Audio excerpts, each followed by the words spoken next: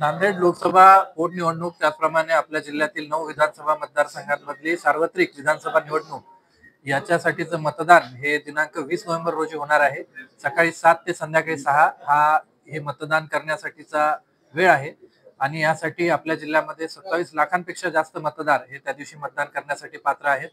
त्या अनुषंगाने आपली सगळी तयारी ही झालेली आहे. एकूण 15,886 कर्मचारी हे प्रत्यक्षपणे मतदान प्रक्रिया घडवून आणणार आहेत. त्यांच्यासोबत 8,000 पेक्षा जास्त सुरक्षाकर्मी, ज्यामध्ये पोलीस, होमगार्ड, सीएपीएफचे सगळे जवान येतात. त्याचबरोबर जवळपास 25 ते 30,000 इतर कर्मचारी, असं एकूण 50,000 कर्मचारी या मतदान प्रक्रियेला सुरळीतपणे घडवून आणण्यासाठी हे कार्यरत असतात. यासाठी आवश्यक तेवढ्या सगळ्या ईव्हीएम मशीनच्या सुरक्षितपणे आणि पारदर्शकपणे आपण पोहोचवलेल्या आहेत. त्याचप्रमाणे जे काही इतर सगळे निकष आहेत, सगळे निर्बंध आहेत, त्याविषयी सुद्धा आपण कारवाई करतो आहे. उमेदवारांना, राजकीय पक्षांना सुद्धा यात वेळोवेळी माहिती देण्यात आलेली आहे. तर या अनुषंगानं माझं सर्व मतदारांना आवाहन आहे की आपण 20 तारखेला निश्चितपणे येऊन मतदान करा. त्या ठिकाणी सर्व सोयी सुविधा या आपण उपलब्ध केलेल्या आहेत. मतदान गतीनं व्हावं, सुरळीतपणे व्हावं, यासाठी आपण विशेष प्रशिक्षण हे सगळ्या कर्मचाऱ्यांना दिलेलं आहे. आणि विशेषतः नांदेड लोकसभा क्षेत्रामध्ये आपल्याला एक आगळा वेगळा अनुभव मिळेल की दोनदा मतदान एकाच ठिकाणी करण्याचा. तर हा एक चांगला अनुभव घेण्यासाठी आपण निश्चितपणे दिनांक 20 तारखेला मतदान करावं. आपल्याकडे एपिक कार्ड असेल, मतदान ओळखपत्र, तर ते वापरावं. ते नसल्यास आपल्याकडे 12 वेगळ्या वेगळ्या प्रकारचे जे कार्ड आहेत, फोटो आयडीज, त्याचा सुद्धा वापर होऊ शकतो. जसे की आधार कार्ड असेल, फोटो असलेले बँकेचे पासबुक असेल, किंवा कामगार विभागाने दिलेले कार्ड असेल, नरेगाचं जॉब कार्ड असेल, असे 12 प्रकारचे वेगवेगळे कार्ड आपण वापरू शकतो. मात्र एपिक कार्ड हा आपला महत्वाचा पुरावा हा आपण जवळपास सगळ्याच मतदारांपर्यंत पोहोचवलेला आहे.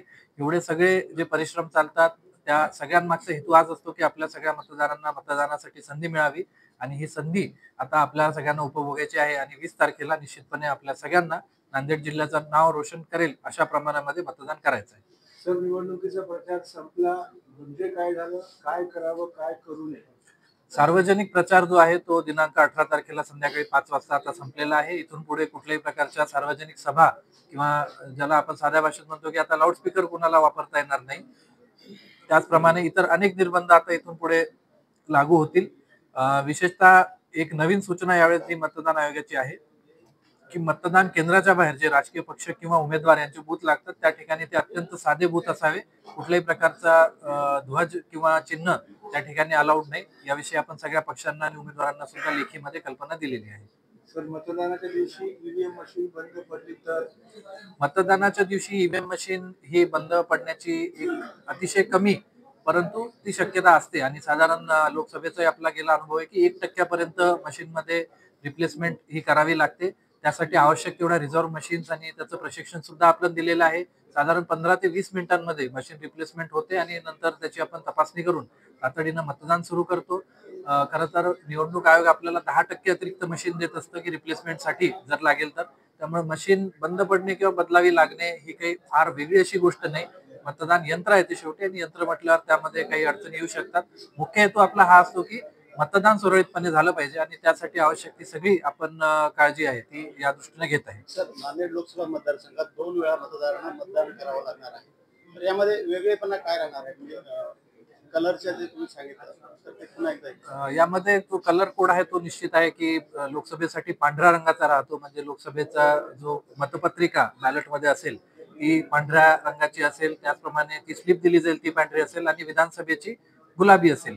आणि त्यामध्ये आपण सगळ्या आपल्या जे काही बीएलओज असतील किंवा जे काही आपले मतदान कर्मचारी आहेत त्यांना आपण पूर्ण प्रशिक्षण दिलेलं आहे की आलेल्या मतदारांना दोन्हीही मतदान योग्य प्रकारे कसं करता येईल, त्यांचं कुठे तिथं गोंधळ उडणार नाही याविषयीची पूर्ण आपण माहिती देऊ. मतदारांना सुद्धा माझं आव्हान आहे की आपण बाहेर रांगेत असताना किंवा मतदान कक्षात प्रवेश करतानाच सॉरी, बाहेर जे डमी बॅलेट असतं त्याच्यावरती आपल्याला कोणाला मतदान करायचं ते आधीच बघून घ्या. म्हणजे आतमध्ये जाऊन आपल्याला शोधायला वेळ लागत नाही आणि अगदी काही सेकंदांमध्ये मतदान करून आपण बाहेर पडू शकतो. सर, मतदान यंत्र फोडण्याचा प्रकार मागच्या निवडणुकीमध्ये घडला होता. तर अशा प्रकारच्या संवेदनशील मतदान केंद्रावर काय व्यवस्था आहे? आपण 5 संवेदनशील मतदान केंद्रांवरती पूर्णतः तिथं सिक्युरिटीचं रिमॅपिंग केलेलं आहे. त्यांना क्रिटिकल घोषित करून आपण त्या ठिकाणी सीएपीएफ देतोय. कंपल्सरी वेबकास्टिंग होत आहे. आणि त्या ठिकाणी आपण निरीक्षकांच्या तर्फे सूक्ष्म निरीक्षक, मायक्रो ऑब्झर्व्हर यांची सुद्धा नेमणूक करतो. जो मागच्या जो प्रकार झाला होता त्या प्रकारामध्ये आपण गुन्हा दाखल करून संबंधित व्यक्ती बराच काळ त्यांना कस्टडीमध्ये सुद्धा ठेवण्यात आलं होतं आणि अतिशय गंभीरपणे पोलिसाचा तपास करत आहे. लवकरच त्याच्यामध्ये चार्जशीट फाईल सुद्धा झालेली आहे आणि आता दोष सिद्ध करून शिक्षा देण्याकडे आपण वाटचाल करत आहोत. तर त्या अनुषंगानं कोणीही कायदा हाती घेऊ नये. आपल्याला जर कुठल्याही प्रकारचं म्हणणं असेल तर आपण प्रशासनाकडे येऊन मांडू शकता. मात्र अशा प्रकारे कोणीही निषेध व्यक्त करणे किंवा मतदानावर बहिष्कारचे बऱ्याचदा प्रकार होतात. तर त्यांनाही आमचं हेच आव्हान आहे की आपण अशा प्रकारचे विषय न करता प्रशासनाला त्यामध्ये सहकार्य करावं. सर, पोलिंग पार्ट्या रवाना झाल्यात. आपल्याकडे काही दुर्गम भाग आहेत, तर कधी निघणार आहे? पोलिंग पार्टीज आपल्या सगळ्या उद्या दुपारी म्हणजे मतदानाच्या आदल्या दिवशी निघतील. दुर्गम भाग जरी असला तरी आपण तिथं टेस्ट रन घेतलेली आहे. आपलं सगळ्यात लांबचं मतदान केंद्र आहे ते वाघदरी आहे, किनवट मतदारसंघातलं. त्या ठिकाणी सुद्धा जी पोलिंग पार्टी आहे ती उद्या दुपारी रवाना होईल.